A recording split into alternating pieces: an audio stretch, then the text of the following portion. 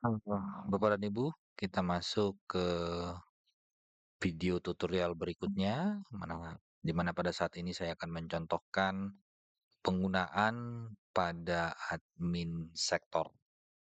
Ya, jadi admin sektor ini merupakan user dengan wewenang yang paling kecil pada Siat GKPS.id.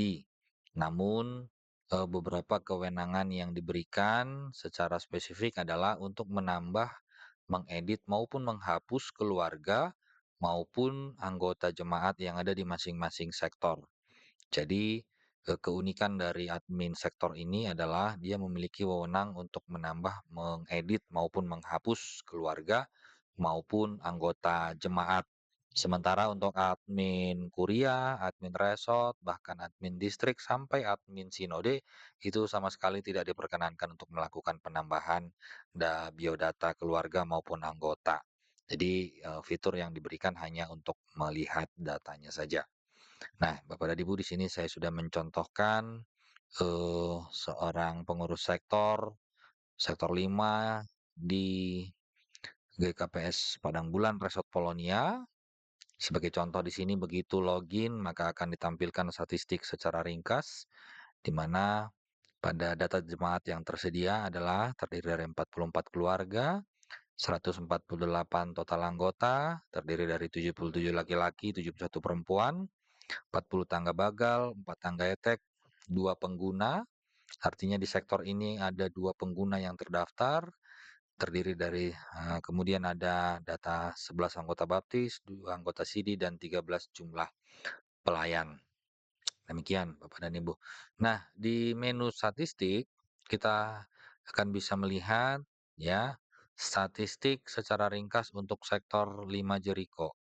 Pada saat ini terdapat seperti data yang tampil sebelumnya, kemudian piramida anggota jemaat, dan beberapa grafik yang merupakan kesimpulan maupun rangkuman data dari data yang ada di sektor 5 Jericho. Mudah-mudahan ini bisa membantu para pengurus sektor untuk bisa menganalisis maupun mengenali kondisi statistik jemaatnya masing-masing di masing-masing sektor. Seperti itu. Kemudian kita beranjak ke menu yang kedua di progres pendataan. Di sini kita bisa melihat ada beberapa informasi yang muncul. Eh, ini terdapat 4 kotak beda warna di bagian atas menampilkan beberapa informasi bahwa dari seluruh data jemaat yang telah terekam, ada 11 jemaat yang belum mengupdate tanggal lahir. Kemudian sudah semua mengupdate data pendidikan, 62 anggota jemaat belum update pekerjaan, dan 140 belum update golongan darah. Nah, ini akan memudahkan pengurus sektor untuk melakukan update datanya. Dan secara terperinci di bagian bawah juga kita bisa artinya begini, dalam proses impor data sebelumnya itu kan diperkenankan untuk melakukan input data meski data yang ada tidak, terkumpul seluruhnya. Misalkan yang ada hanya data nama, tanggal lahir, jenis kelamin, dan status dalam keluarga, tetapi data-data pendidikan, pekerjaan, golongan darah lainnya itu masih diperkenankan untuk kosong. Nah, jika memang dalam perjalanan waktu, pengurus sektor ingin mengupdate datanya supaya termutakhirkan, maka ini bisa dilakukan secara berkala.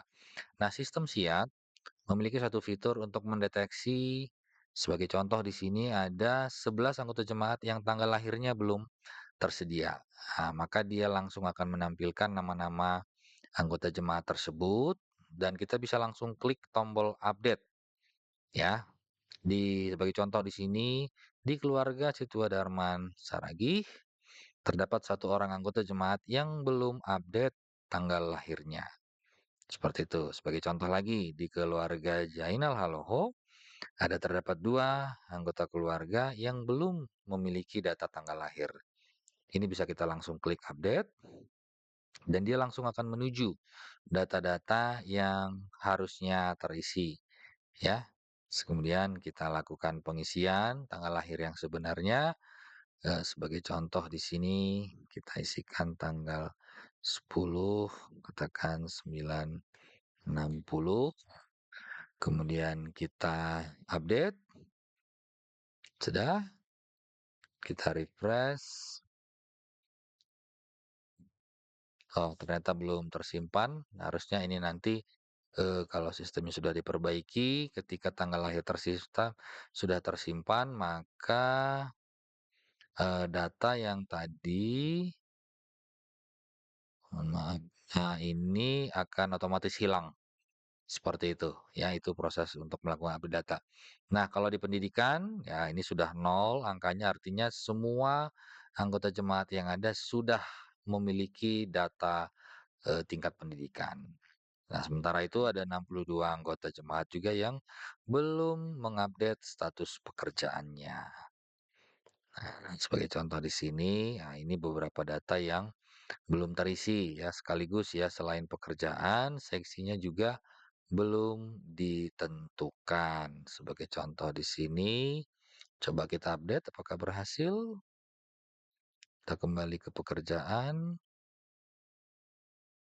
Nah, ternyata seperti itu ya, sebagai contoh kita ke pendataan anak, misalnya pekerjaannya itu sekolah, kita update.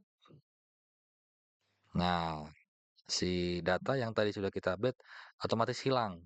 Tadinya 61 sekarang tinggal 60. Nah, demikian satu persatu bisa diupdate katakan dalam setiap momen pertonggoan ketika pengurus sektor bertemu dengan jemaat, boleh update data ini dilakukan secara berkala. Maka lama-kelamaan semua data yang ada di sektornya juga akan bisa diupdate secara lengkap. Termasuk misalkan golongan darah di sini ya, ada banyak, ada sekitar 140 jemaat yang status golongan darahnya belum terupdate. Kemudian jenis kelamin sudah semua, ada seksi juga ya, ada juga beberapa yang belum terupdate seksinya, baik Bapak, Inang, nama Poso maupun sekolah minggu. Sedangkan status baptisidi di sini sudah terupdate semuanya. Demikian data yang ada untuk progres pendataan. Selanjutnya di data jemaat seperti biasa, jika terdapat penambahan keluarga yang baru ya, yang masuk ke sektor kita, maka itu bisa didahului dengan menggunakan menambahkan terlebih dahulu data kepala keluarganya. Dari menu ini kita tambah keluarga, ya silakan diisikan namanya, alamat, jenis tangga, dan statusnya itu otomatis terpilih aktif dan disimpan. Ketika sudah berhasil, maka nanti ya anggaplah katakan baris pertama ini adalah keluarga yang baru kita bentuk, kita selanjutnya akan menambahkan anggota rumah tangga di keluarga tersebut, maka kita klik tombol tambah anggota. Nah, otomatis kepala keluarganya sudah terpilih, silakan diinputkan data-data yang diminta. Seperti itu. Di sini ada yang bertanda bintang, itu adalah data yang wajib diisi, sementara yang tidak bertanda bintang itu boleh kosong untuk sementara jika datanya belum tersedia.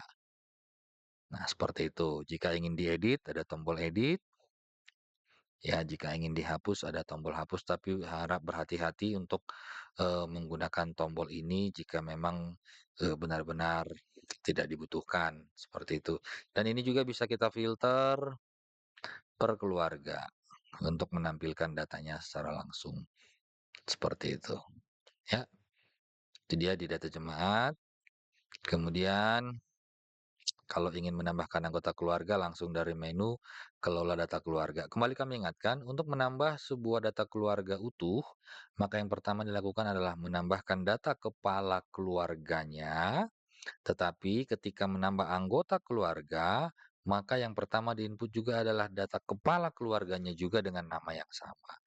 Jadi yang pertama kita lakukan tadi pada menu kelola data keluarga ini hanya untuk sebagai identitas keluarga, tetapi ketika mengelola data anggotanya, maka kepala keluarganya juga harus diinput terlebih dahulu, diikuti dengan istri dan anak-anaknya. Demikian seterusnya. Nah, di menu kehadiran, kembali Di sini admin sektor hanya diberi kewenangan untuk menginput statistik kehadiran pertonggoan di sektornya saja, ya. Jadi pada saat ini terdapat ringkasan data di sini 44 keluarga terdaftar, 148 anggota, dan jumlah pertonggoan yang sudah diinput saat ini ada 6, dan rata-rata kehadiran, rata-rata jemaat yang hadir ada 49,83. Ini bisa kita tampilkan secara grafik dan jenis chartnya juga bisa kita rubah seperti itu, ya. Mudah-mudahan ini bisa menjadi masukan kepada pengurus masing-masing sektor untuk melihat tingkat kehadiran dari jemaatnya itu naik apa turun, jika turun penyebabnya apa itu bisa dianalisis lebih lanjut. Dan ini juga bisa diekspor ke Excel maupun ke PDF. Sebagai contoh saya akan menambahkan katakanlah pertonggoan di hari Jumat tanggal 10 kemarin, maka di sini kita bisa memilih tuan rumah, tentunya ini yang muncul adalah seluruh kepala keluarga yang terdaftar di sektor Jericho. Sebagai contoh di sini kita tambahkan. Nah, kita tinggal menginputkan jumlah bapak yang hadir, inang yang hadir, Mama Poso maupun sekolah minggu dan kita simpan. Di sini kita bisa melihat bahwa terdapat 41 bapak, tapi yang hadir hanya 12, 43 inang yang hadir 13, nama poso 1, tetapi boleh kita inputkan lebih, siapa tahu memang ada yang hadir nama poso bukan dari data sektor yang telah terdaftar dan kita simpan. Nah, kita telah berhasil menambahkan dan kalau kita cek grafiknya, maka bertambah sekarang sudah ada 7 pertanggungan yang terdaftar. Tentunya kita berharap pengurus sektor ini bisa menginput seluruh data pertanggungan secara rutin sehingga datanya tidak ada yang terlompat-lompat. Demikian ya, seperti itu. Nah, kemudian kita beralih ke menu pengaturan, kembali di sini. Kalau admin sektor tidak diperkenankan menambah admin di sektornya. Jadi yang berwenang menambah user di sektor ini adalah admin di atasnya, yaitu admin kuliah. Jadi admin sektor tidak bisa menambah, hanya bisa melakukan edit, reset password, menghapus juga tidak diperkenankan menghapus dirinya sendiri. Seperti itu. Kemudian kembali log aktivitas. Misalkan ada 3 user terdaftar di sektor Jericho, kita bisa melihat apa-apa saja yang dilakukan oleh masing-masing user seperti itu. Sehingga hendaknya masing-masing user ini harus bisa menjaga password yang dia miliki sehingga keamanan data di masing-masing sektor bisa terjaga untuk menghindari dari tangan-tangan yang tidak bertanggung jawab. Kembali ke menu profil, di sini kita bisa melakukan perubahan password jika memang diperlukan, seperti itu. Begitulah sedikit tutorial penggunaan sistem Siat GKPS dari akun admin sektor. Demikian yang bisa saya sampaikan. Terima kasih.